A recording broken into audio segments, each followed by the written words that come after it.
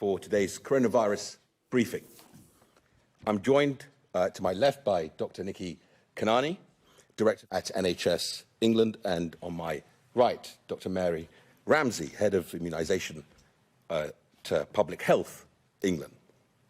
Today, I bring you the latest on our vaccination programme and our work to get even more people protected from this deadly disease. We've come a long way since we gave the world's first clinically authorised vaccine just over 6 months ago. Since that very special day, we've now given a first dose to 82% of all adults in the United Kingdom.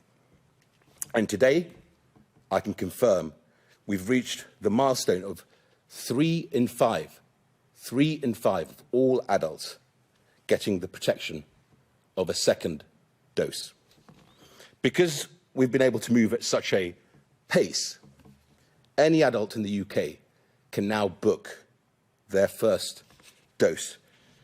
In the 2 days after we opened our booking system to anyone over the age of 18, there were 6 appointments being booked every second.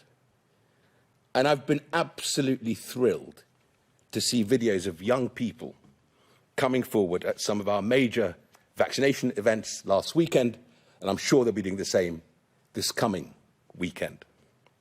The enthusiasm is making a huge difference. We've already given first doses to almost half of all 25 to 29-year-olds in England. And only a week after the programme opened to all adults on Friday, one third of people aged between 18 and 24 have had their first dose. To all of the young people who have stepped up, I want to say a huge thank you. You've protected yourself, you've protected your families, and you've protected your communities. Because the one thing we know, is the vaccines are making the real difference. The vaccines are our way out of this pandemic. The latest data show that the vaccination programme has already saved over 14,000 lives, and I can share with you that now it has prevented over 44,500 hospitalisations in England alone. That's 2,500 hospitalisations prevented in the past 2 weeks. And when you look into the makeup of hospital admissions, you can clearly see our vaccination programme is working. Can I have the first slide, please? In January, people over 65 made up the vast majority of hospital admissions. That is why we vaccinated them early in the programme.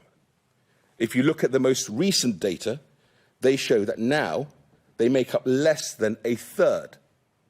So when we look at the protection that the vaccines deliver, it is clear from that slide that it's extremely effective, especially with 2 doses, against the Delta variant. The recently published data from Public Health England looked at around 500 hospital admissions with the Delta variant. Of these admissions, 324 patients, so over 60%, were unvaccinated. 87 had received only 1 dose of a vaccine, and 40 had received 2 doses. So fewer than 1 in 10 people in hospital with the Delta variant had received 2 doses. This really does show the importance of getting the jab and, critically, getting that second dose. So our mission is now to get as many people protected as we can and to protect them as quickly as we can.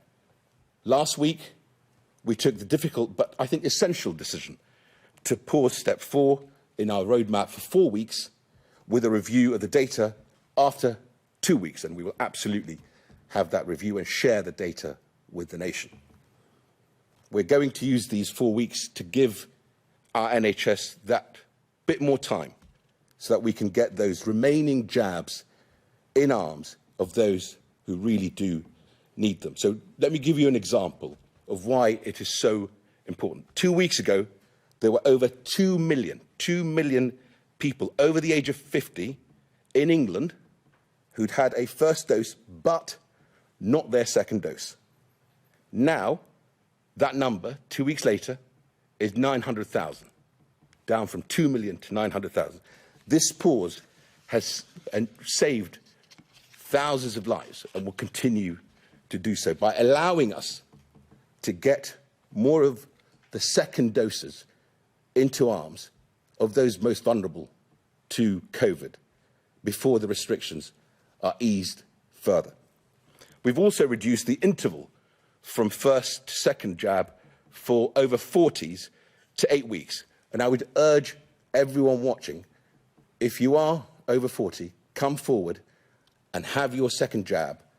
Take the opportunity and get the second jab early. You can do that by going online at the National Booking Service or calling 119. We've seen phenomenal uptake and enthusiasm for our vaccination programme so far. The United Kingdom has one of the highest rates of vaccine confidence in the world. 9 in 10 people, 9 in 10 of all adults say they've either taken the vaccine or that they want to take the vaccine. It's something we can all be proud of, but it is no accident, ladies and gentlemen. We got here because we have actively, and Nikki will be very much explaining exactly how we've done that, gone out to really address people's genuine concerns and have open two-way conversations about these vaccines and how safe they are and how important they are to saving lives. And because we've worked with local communities on the design of the vaccination programme so we can deliver it in a way that works for people, in a place they trust, by people they trust, our vaccination programme has been delivered in the community, by the community and for the community. And it's been a brilliant, brilliant experience to see vaccinations being given in churches, synagogues, gurdwaras, mosques, temples and many other pillars of the community all across the whole of the United Kingdom. And to see the determined effort of the brilliant people, real partners on the ground, to reach communities where take-up has been lower.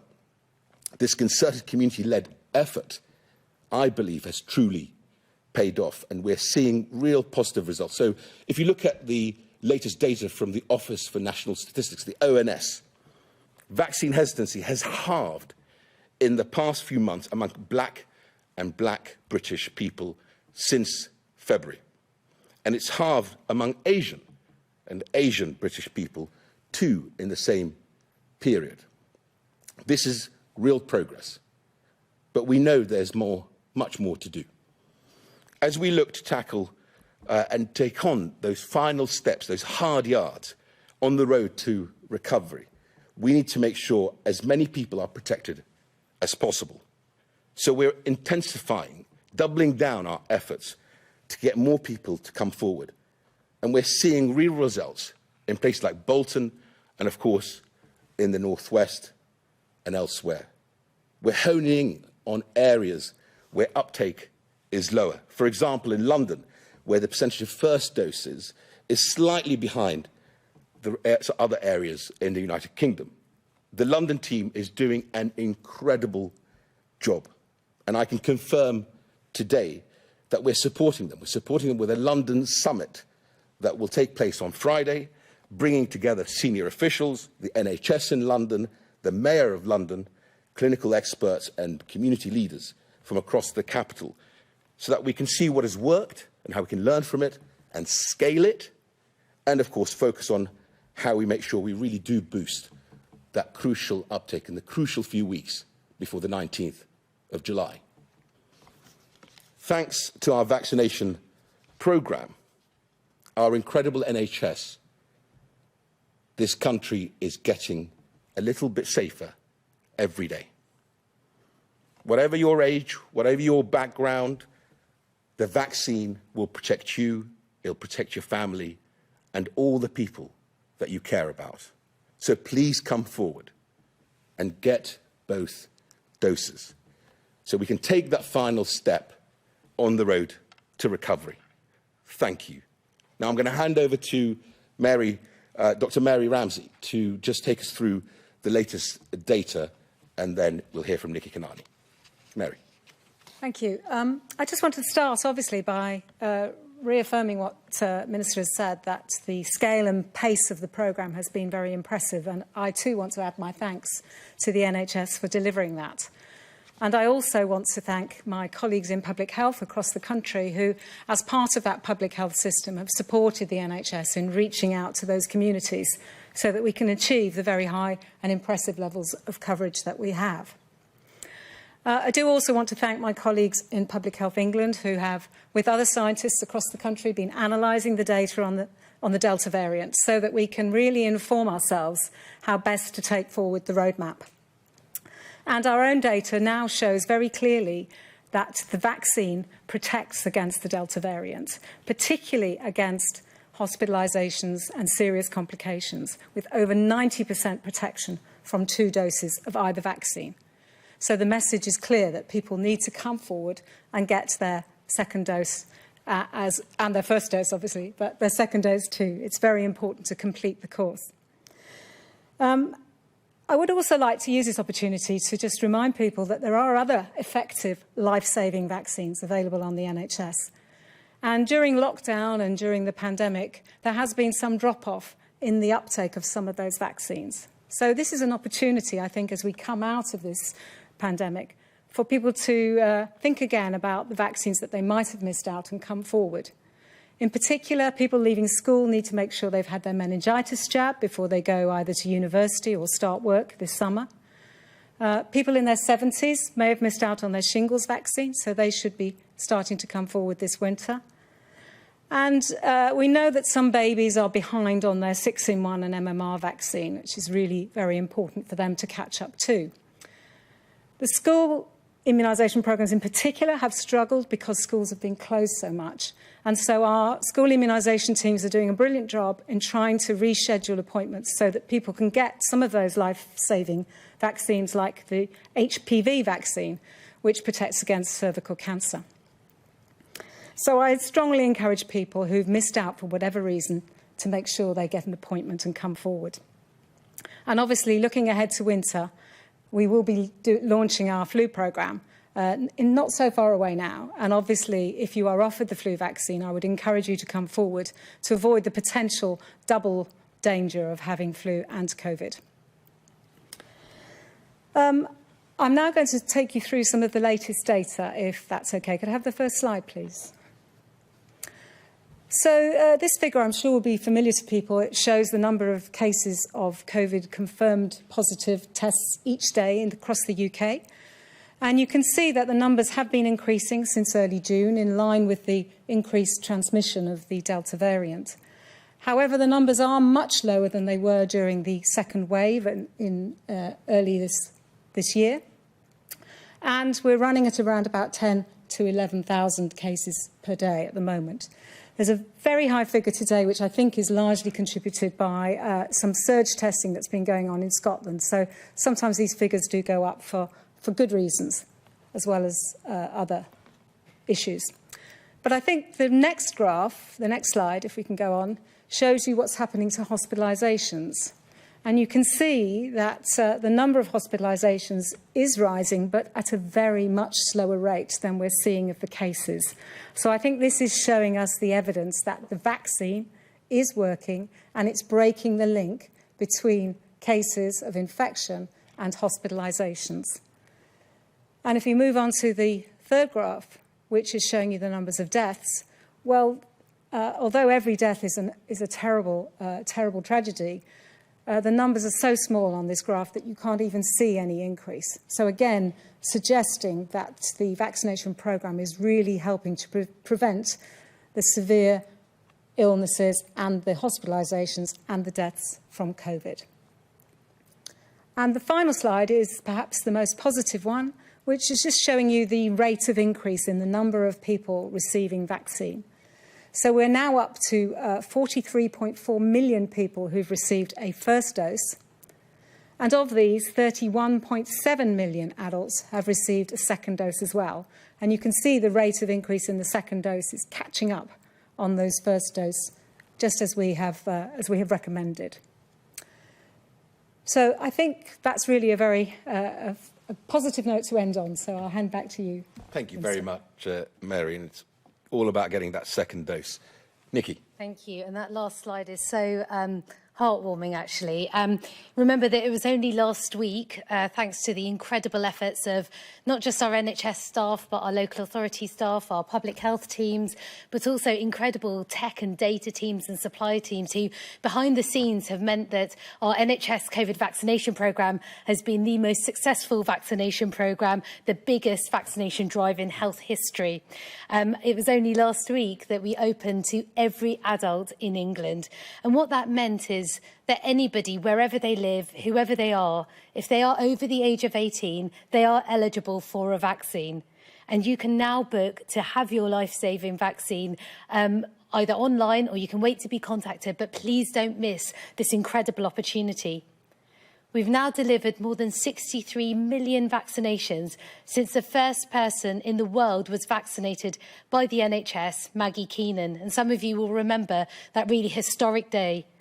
Well, now we are only 200 days on and we have already protected more than 4 in 5 adults with their first dose and over 9 in 10 people aged 50 or over who are now fully vaccinated, having had their first and their second dose. And the NHS COVID vaccination programme continues in full swing. As the Minister said, 1 in 3 people aged 18 to 24 have already had their first dose. Thank you. You are doing an incredible job protecting your community and your family. And whilst this remains overwhelmingly positive, we must remember that we're not quite tackling all of the hesitancy that we see. We know that some people are still anxious about coming forward for their vaccine. But tackling vaccine hesitancy, building vaccine confidence has been at the heart of our programme since the very beginning. And it's something that I'm personally very passionate about. And I'm pleased to say that we have made more progress since I last joined you. We continue to close the gap with more people from ethnic minority backgrounds coming forward. And uptake is increasing faster in Black African and Pakistani communities than in white backgrounds now. Between mid-March and mid-June, uptake in Black and Asian communities has continued to rise, increasing from 75% to 86% in Asian communities and jumping from 55% to 68% in Black communities. Since the NHS launched its action plan to tackle vaccine hesitancy and encourage uptake, we've seen incredible examples around the country of people who have gone over and above to make sure that their communities are protected. Sharon in London with the Vaccine Taxi programme, really getting into the heart of communities late at night and over weekends. Tim in Basingstoke, who's gone out to his homeless population, not just to offer the vaccination for COVID, but also for flu, and to deliver some life-saving health checks as well. And Charles, who we've worked with closely at the CAHN, the Caribbean African Healthcare Network, to deliver a Black African and Black Caribbean toolkit so that we can really make sure that the vaccine is something that everybody wants to take up in their own community. There's still more to do. But our message from the NHS is clear.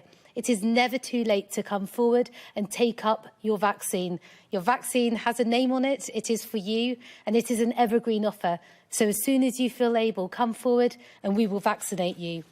It will give you an important peace of mind and protection.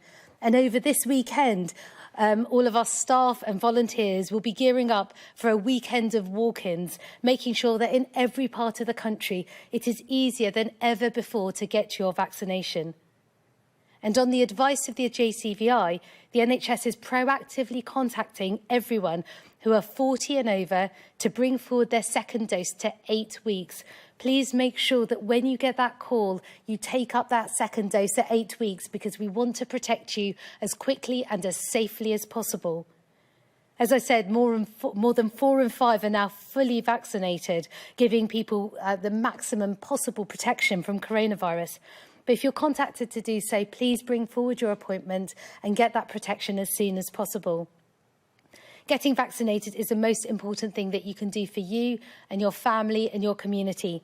So if you haven't done so already, please make today count and book that life-saving appointment for yourself. Thank you. Thank you, Nikki. We'll go to questions from the public. Anna Rutland.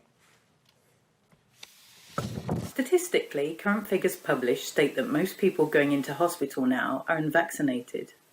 But is this a population that chose not to take up the offer of a vaccine, or are they of an age where they haven't been able to receive a vaccine yet? And will these people hold back the freedoms of others already vaccinated? Thank you, Anna. I had some of the statistics in my opening remarks, and you're quite right. If you look at the Delta variant, which is why it's so important that we vaccinate people with those 2 doses, because that's the real protection against the Delta variant. Almost 60%, over 60% of hospitalizations from Delta are people who are unvaccinated, but they're still coming forward.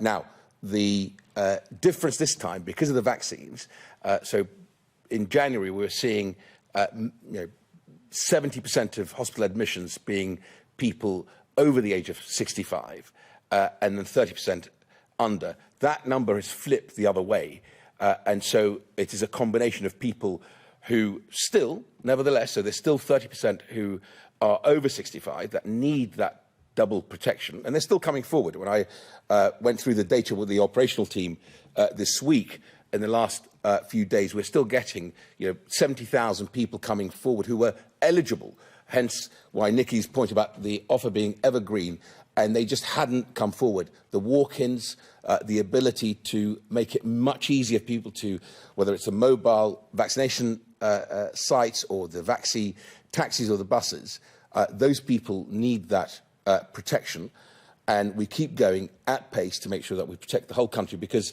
the virus, Anna, will attempt to survive. The way it survives is by finding people that are unprotected and then infecting them, especially communities that may be close-knit. So if I give you an example, if we get to 85% of all adults double vaccinated, and that's a really a good place to be, and the vaccines are 85% effective against infection, they're much more effective against hospitalization and death, and that's a really good thing. But against infection, 85 by 85, that's still 72%. So there's still 28% of the population, the adult population, that the virus can go after. Hence why we've got to keep going at pace to vaccinate as many adults as we can to make sure that by the 19th, and I'm confident of this, that we will have 66% of the adult population with the protection of 2 jabs by that date that the Prime Minister has set us. Nikki, I don't know whether you want to add anything in terms of... I think it's just worth remembering back to the first days of the pandemic and lockdown, and what we saw come out so strongly was a sense of community and society where we all looked after each other. So as we go through the vaccination programme, there will be people that are hesitant, but they are just as much a part of our society. So let's help each other to build that confidence, because actually none of us are safe until we're all safe. You're absolutely right. Absolutely right. We'll go to Andrew Chichester. Why are COVID vaccination centres closing when so many people still need to be vaccinated? Thank you, Andrew. So, Andrew, we built a deployment infrastructure, a vaccination infrastructure. If you remember, Brigadier Phil Prosser stood next to the PM on this stage and talked about us standing up a national supermarket chain in about a month, way back in November of last year, to vaccinate, and then growing it 20% every week. So the deployment infrastructure can actually deliver many more vaccines than we can. Our record, I think, was 27 jabs a second. So sometimes, because of obviously vaccine supply, what you can't do is wait and then build your infrastructure. So we built the infrastructure deliberately, and then the local systems will decide whether the primary care networks who've done the real heavy lifting, I thank them for that, the GPs have done an incredible job, or the community pharmacies, over 500 now, vaccinating, or the national vaccination sites, how we deploy and how we deliver that, and obviously taking into account this big final push of having walk-ins, having mobile centres. All that deployment means that sometimes we will move vaccines around the system so that you use your inventory to where you need it to go instead of being in fridges to get it in people's arms. So sometimes that may mean that some vaccination centres are stood down in favour of a mobile site or a walk-in centre or elsewhere.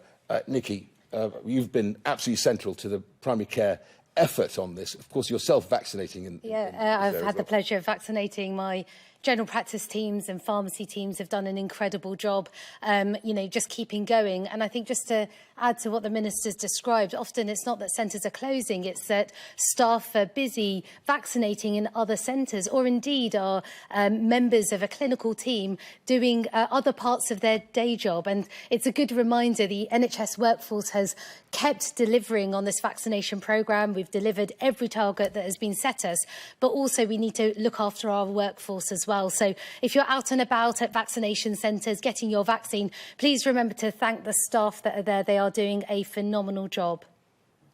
Thank you very much, Andrew. We'll go to the press. Adina Campbell from the BBC.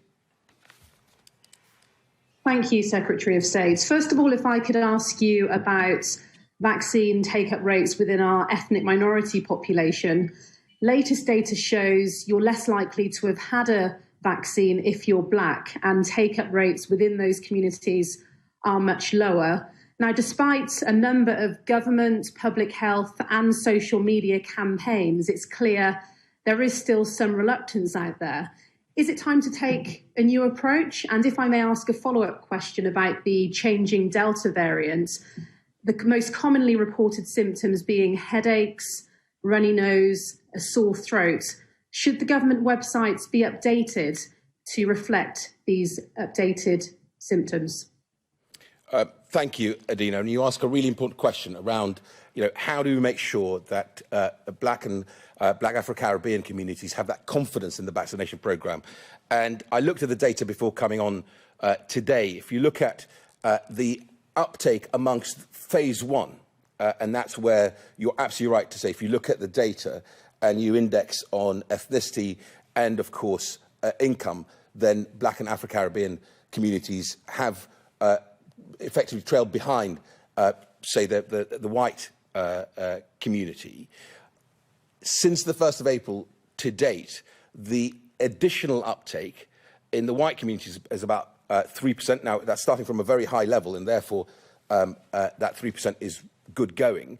But actually in Black and Black Afro-Caribbean, it grew by 7%, and amongst the Pakistani and Bangladeshi community grew by 10%. So that's some of the stats that Nikki was referring to is because of our uptake strategy that I launched on the 13th of February, which is all about making sure that we share data with Directors of Public Health locally.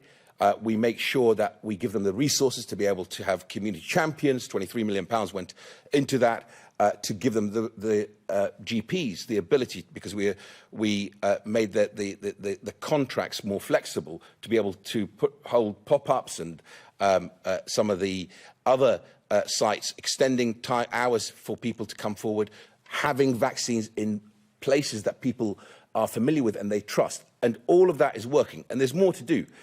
This past week, we launched the toolkit, a really short, sharp, very concise toolkit of how to make sure we take the best learnings of how people have reached out to Black and Black Afro-Caribbean communities and got people that confidence to come forward and get vaccinated, and how we can scale that to other areas. So that's all ongoing, and I'm confident that we'll continue to meet that.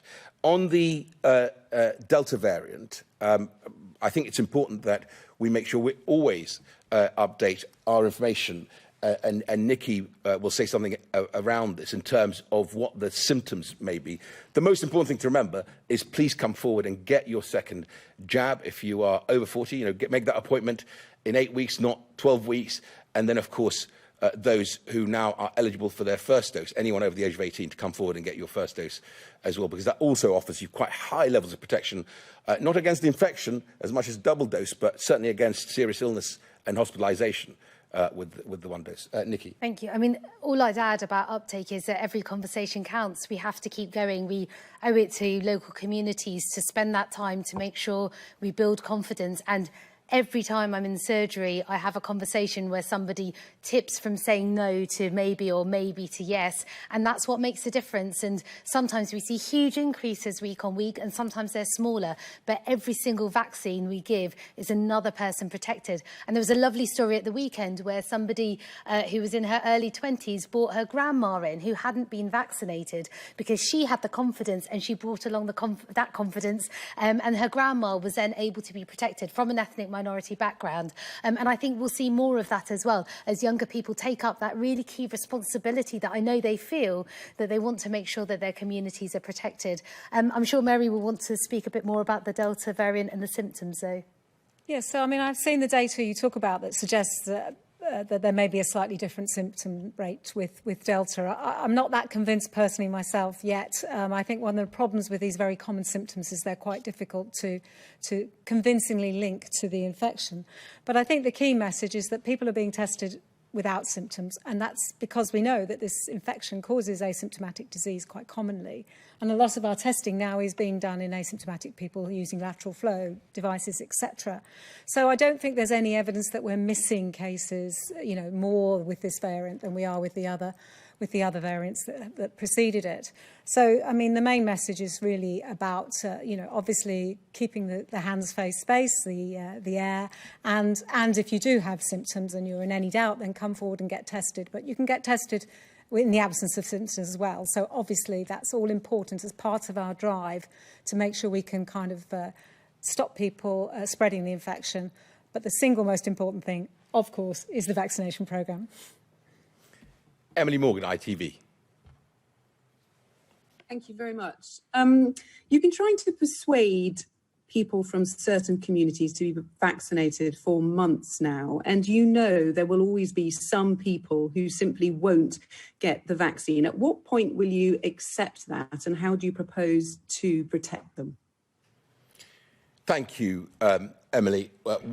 I think we have to strain every sinew to make sure we reach every community, because all the evidence that I've seen is that it's about access to the vaccine, whether it be in Haringey, where they had teams going out, actually talking to people, explaining when the mobile vaccination unit will be in their area, or helping them to book that appointment. It's about sharing data with the local systems, with local government, with directors of public health.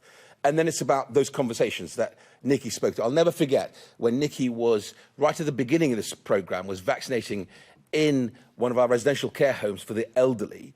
And she spent the whole day there, obviously doing the residents and then the workforce. There was one lady who just refused to have the vaccine from, I think, the Black and Afro-Caribbean community. But it took Nikki about 5 hours, she told me, of just really allowing the lady to ask the questions and have those questions addressed. And in the end, before she left, she tapped her on the shoulder and said, you know what, I will take that vaccine. So I think we've got to keep going. It's incumbent on all of us to keep doing this. But I think in many ways, it will be that double vaccination and that protection, and of course, our ability to test at scale and search test and genome sequence. I think the two things will go hand in hand. In the sense that we offer that protection of the vaccines because we know vaccines work, but also to control the spread of the virus, because we're going to have to live with the virus, and we will transition it as we're beginning to do now from pandemic to endemic. We've got to also make sure we help the rest of the world as well. So I don't think I will ever stop doing it, Emily. I don't know if Mary wants to add anything else in terms of... Well, all I can say, I mean, this isn't new. I mean, this is something we struggle with for all of our vaccine programmes, and we have to just keep going, and we keep the offer open, as Nikki said. And, you know, when we begin to get to the state where the disease is just in very small pockets of the community, then sometimes that outbreak or those cases are another opportunity to go back. So I don't think, as you said, I don't think we ever stop trying to persuade people to come forward and have the vaccination. Helia Brahimi, Channel 4. Minister, how worried are you about the new Delta Plus variant, and does it risk derailing reopening next month? And you said that vaccines are a way out of the crisis. Surely now we should introduce vaccine passports. It would help the travel sector, with a huge boost, and surely it would help get even more people to come and take the vaccine. Thank you, Helia. In terms of how the virus behaves and mutations, the virus will continue to mutate. That's what viruses do. They try to survive by infecting people and then mutating to try and evade a vaccine. Now, the good news is that the vaccines that we're deploying, both the Pfizer-BioNTech and the Oxford-AstraZeneca and Moderna vaccines, are incredibly effective against the Delta variant after 2 doses in terms of transmission, but also on hospitalization and, of course, serious infections. So that's the good news. The other bit of good news is we have probably one of the largest genome sequencing infrastructures in the world. The reason this country picks up these variants early, whether it was the 117 early on or the B1617.2, the Delta variant, or other variants, because viruses will continue to mutate. That capability is incredibly important to our future. And of course, then you talk about certification, vaccine certification. We know a number of countries will require some form of certificate, as they've done historically, whether it's yellow fever passport certification in the past or otherwise, which is why on, I think, 17th of May, we made the operationalizing of that possible with either the app or a letter that you can receive demonstrating that you've been vaccinated. And of course, we'll continue to work with other countries through the Travel Task Force to see how we can build on all this really good progress in the vaccination program, so that we can have the use of the double vaccination with testing, open up more of our economy. I was at Wembley for that first England match against Croatia, and it actually worked incredibly well as part of the events trial of going for a lateral flow test beforehand, because I hadn't had enough time for my second vaccination, because one of the rules was you had to have either double vaccinated and have 14 days after, or a lateral flow test within 24 hours of the event. So a combination of, I think, is the way forward. And we're looking at all of that at the moment to see how we can, one, open up more of our economy, and, of course, make sure that we work with other countries to facilitate travel globally, because we need to get the travel industry back on its feet, too. On the Delta variant, I know that, obviously, Mary and Public Health England do incredible work in keeping an eye on all the variants. And the moment they think a variant is under investigation, they come to us, and, of course, we work together to make sure the resources are there to be able to really test and then genome sequence, or when it moves to a variant of concern, the VOC, then we go even further with that. Mary, I don't know whether you want to add anything to that. Not much to add. I mean, I think, as Minister said, we have the best system in the world probably for picking up these cases. We've only seen 41 of the particular variant with this additional mutation in this country, so that's very small.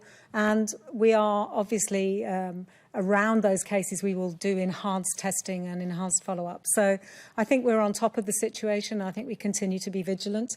But the good message is that what we expected to happen with Delta was that the vaccines would prove to still work against the more serious disease, and we expect the same for this other variant. There's also the option of having different vaccines in the future, and that's something we'll have to continue monitoring. So vigilance is our best sort of friend here against these mutations. Thank you, Mary. And we are future-proofing that optionality of vaccines for both the booster and, of course, for an annual vaccination programme as we transition this from pandemic to endemic. Asad Ali from UK24. Thank you very much. My question is you just talking about the Pakistani and Bangladeshi community. I'm in the community and I'm living in East London, where the most variant people from Pakistan. But the problem is that we blaming them not to have vaccination, but behind that, there is misleading information in the community. For example, they say loads of WhatsApp messages come in every day from the different numbers, and they say if you are vaccinated, you will die within two years. And also, the WhatsApp messages growing in the community. If you vaccinate, you're not able to give the birth to your next kid. So these kind of the misleading information stopping the community not to go for the vaccination. So my question is, what's the government taking steps to stop these messages and misleading information? Azad, thank you very much. A really important question around some of this, what I think malign information or disinformation, I should say. And both those examples you gave are completely untrue, that the vaccines are incredibly safe. We have one of the best regulators, independent of government, that regulates vaccines, the MHRA. And of course, we have the yellow card system that, again, reports any adverse incidents. And that is all published by the MHRA. And of course, Public Health England does an incredible job. We have the pharmacovigilance that we have in the UK. And of course, we share that with other countries in the world, like the US, like Europe and elsewhere, is incredibly important. But that sort of disinformation is incredibly harmful both to communities in our country, but also globally. I just want to say a couple of things on those. One, we have a unit that we stood up actually back in March, April of last year at the Cabinet Office that looks at disinformation, works with the social networks to highlight it to them and take it down as quickly as possible. The really important thing is to share the real information, to share the accurate information, to go to your GP or your local health centre, or to log on to NHS websites and get that, or Public Health England websites, or of course the MHRA websites, and get all those questions answered. That's the really important thing. The other thing we're doing as part of our presidency of the G7 is we've taken on a global campaign working with a number of global partners and academic institutions to get that positive information about vaccines to the rest of the world, because this is an equally challenging problem of misinformation in vaccinating the whole world. And as I've always said, no one's safe until we are all safe. Nikki, I don't know whether you want to add anything in terms of practitioners on the front line, yes, from those communities, from Bangladeshi, from Pakistani communities, actually coming forward, being vaccinated and explaining to the community how safe the vaccines are. Yes, absolutely. So we've seen incredible levels of uptake, Mr. Ali, because the local community has decided that they want to get themselves protected. We've had a fantastic response from the Bangladeshi community through local restaurant chains who have said, you know, let's make this a really positive and easy to access vaccine. So we will keep working with local communities through people like yourselves to really help show that this vaccine is safe, and not only safe, it's life-saving. Social media teams have been incredible up and down the country, and we still need the help of social media giants to get rid of that disinformation. And I think it is incredibly unfair that anti-vaxxers and others try and promote this awful information, because it is risking your life, the life of your community, and the safety of our sites as well. So I utterly condemn that, but really keen to work with communities to find different ways to make sure that they feel confident to take up their vaccine. Thank you very much. And our final question is Barney Chowdhury of Eastern Eye. Barney. Minister, thank you for being so honest in saying that you still have pockets of vaccine hesitancy. And my calculations from Nikki's figures suggest that 1 in 6 Pakistani and Bangladeshi people still haven't been vaccinated or haven't got their second jab.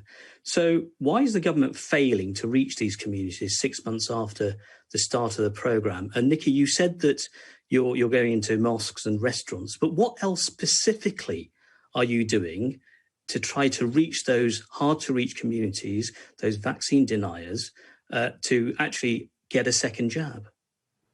Thank you very much, Barney. So one of the things that we've done, and Eleanor Kelly, who heads up the deployment campaigns, local government engagement, is a connect and exchange hub so that we exchange the best practice that has really worked. So whether it's the thing I mentioned in Haringey earlier or the work that I know that Roshnara Ali's done with the Bangladeshi community in East London Mosque to get that community engaged.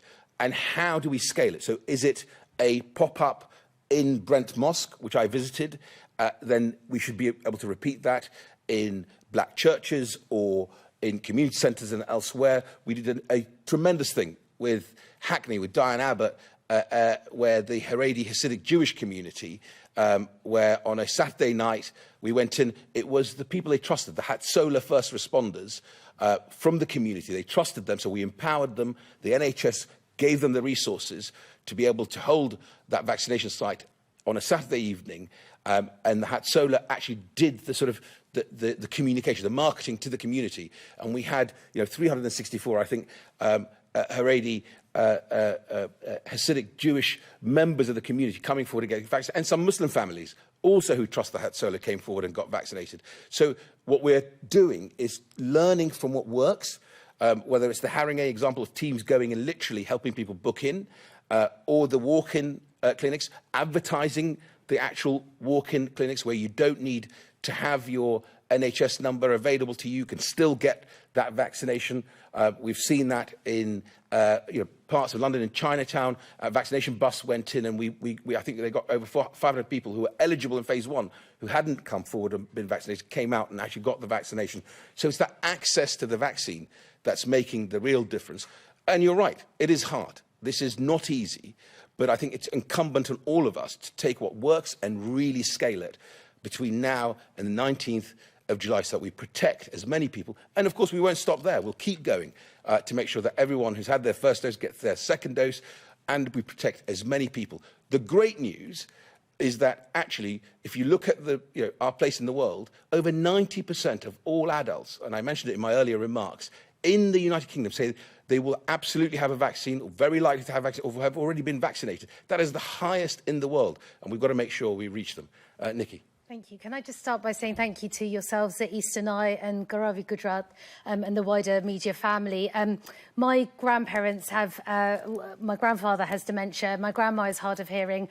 They both only speak Gujarati, and through the pandemic, when I couldn't spend time with them, actually it was Gauravi Gujarat that they would get, and they would see my picture and be able to read a little bit about the vaccine and the hope that that brought. So actually it is down to organisations like your own, Media Voices, who will help us get into homes and communities and remind people that it is not just the first dose, but it's that second dose that is all important. So first of all, thank you for that. And I think it's just to add to what the Minister was saying, we won't stop, we will keep going. The NHS is absolutely committed to delivering on the vaccination programme in every community across this country. That is our job, and that's what we'll keep doing.